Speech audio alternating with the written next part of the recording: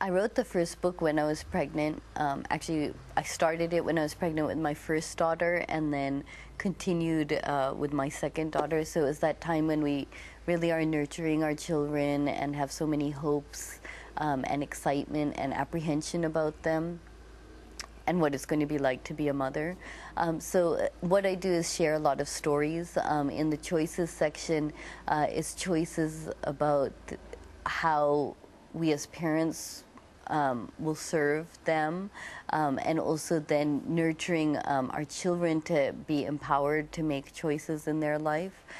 So I share a lot of stories. I have a story in here about my grandparents whose house was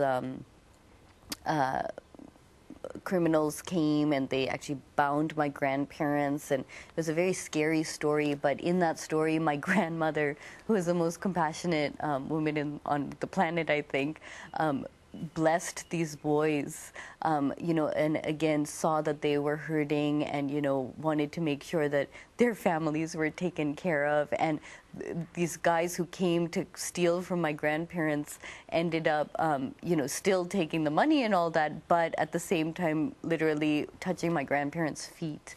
So how at every moment we have choices in terms of how we interact with people. And even after these young boys were caught, my grandmother made the effort to go find their families, who also were families that were really struggling. A woman with, kids, and our husband was going to prison, and my grandmother taking care of them.